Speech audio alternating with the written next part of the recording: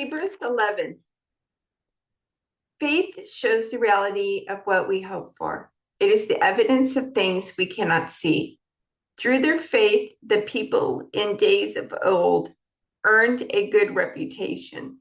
By faith, we understand that the entire universe was formed at God's command, that what we now see did not come from anything that can be seen. It was by faith that Abel brought a more acceptable offering to God than Cain did. Abel's offering gave evidence that he was a righteous man, and God showed his approval of his gifts. Although Abel is long dead, he still speaks to us by his example of faith. It was by faith that Enoch was taken up to heaven without dying. He disappeared because God took him. For before he was taken up, he was known as a person who pleased God. And it is impossible to please God without faith. Anyone who wants to come to him must believe that God exists and that he rewards those who sincerely seek him. It was by faith that Noah built a large boat to save his family from the flood. He obeyed God, who warned him about things that had never happened before. By his faith, Noah condemned the rest of the world, and he received the righteousness that comes by faith. It was by faith that Abraham obeyed God, that Abraham obeyed when God called him to leave home and go to another land that God would give him as his inheritance. He went without knowing where he was going. And even when he reached the land God promised him, he lived there by faith, for he was like a foreigner living in tents.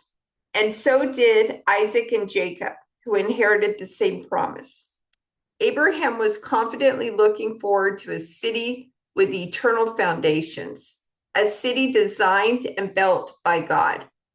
It was by faith that even Sarah was able to have a child, though she was barren and was too old. She believed that God would keep his promise. And so a whole nation came from this one man who was as good as dead. A nation with so many people that, like the stars in the sky and the sand on the seashore, there is no way to count them. All these people died still believing what God had promised them. They did not receive what was promised, but they saw it all from a distance and welcomed it. They agreed that they were foreigners and nomads here on earth. Obviously, people who say such things are looking forward to a country they can call their own. If they had longed for a country they came from, they could have gone back, but they were looking for a better place, a heavenly homeland.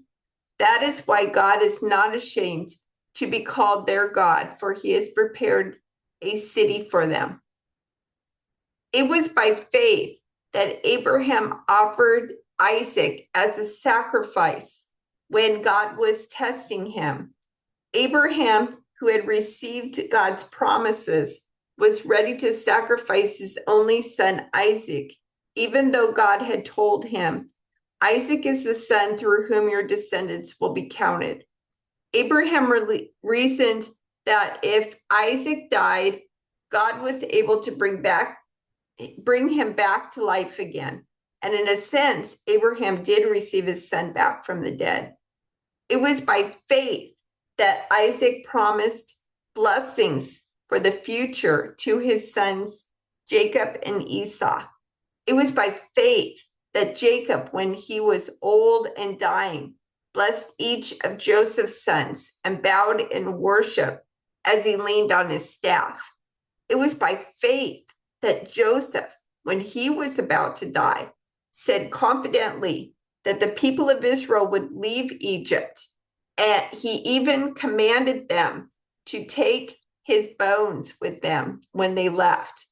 It was by faith that Moses' parents hid him for 3 months when he was born.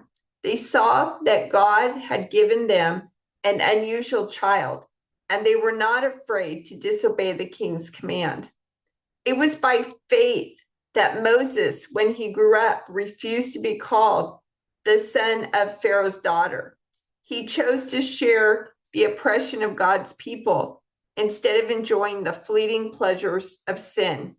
He thought it was better to suffer for the sake of Christ than to own the treasures of Egypt, for he was looking ahead to his great reward. It was by faith that Moses left the land of Egypt, not fearing the king's anger. He kept right on going because he kept his eyes on the one who is invisible. It was by faith that Moses commanded the people of Israel to keep the Passover and to sprinkle blood on the doorposts so that the angel of death would not kill their firstborn sons. It was by faith that the people of Israel went right through the Red Sea as though they were on dry ground. But when the Egyptians tried to follow, they were all drowned. It was by faith that the people of Israel marched around Jericho for 7 days, and the walls came crashing down. It was by faith that Rahab the prostitute was not destroyed with the people in her city who refused to obey God, for she had given a friendly welcome to the spies. How much more do I need to say? It would take too long to recount the stories of the faith of Gideon, Barak, Samson, Jephthah, David, Samuel, and all the prophets. By faith, these people overthrew kingdoms, ruled with justice, and received what God had promised them. They shut the mouths of lions, quenched the flames of fire, and escaped death by the edge of the sword. Their weakness was turned to strength. They became strong in battle and put whole armies to flight. Women received their loved ones back again from death, but others were tortured, refusing to turn from God in order to be set free. They placed their hope in a better life after the resurrection. Some were jeered at, and their backs were cut open with whips. Others were chained in prisons. Some died by stoning. Some were sawed in half, and others were killed with the sword. Some went about wearing skins of sheep and goats, destitute and oppressed and mistreated.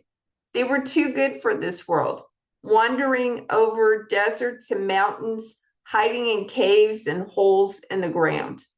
All these people earned a good reputation because of their faith, yet none of them received all that God had promised, for God had something better in mind for us, so that they would not reach perfection without us.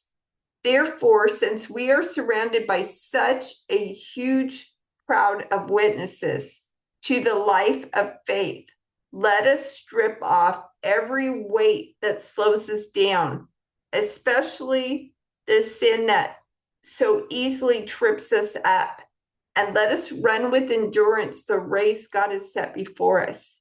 We do this by keeping our eyes on Jesus, the champion who initiates and perfects our faith.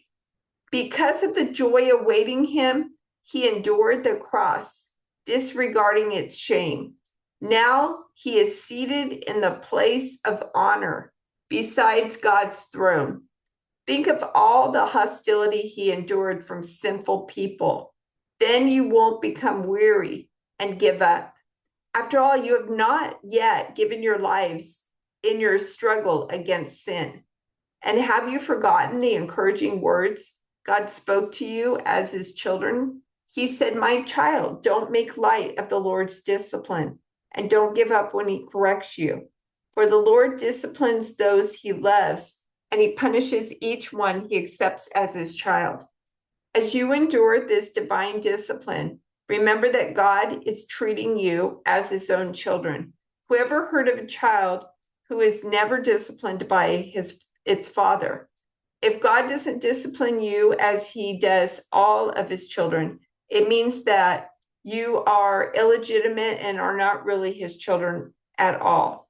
Since we respected our earthly fathers who disciplined us, shouldn't we submit even more to the discipline of the Father of our spirits and live forever? For our earthly fathers disciplined us for a few years, doing the best they knew how. But God's discipline is always good for us, so that we might share in his holiness. No discipline is enjoyable while it's happening. It's painful.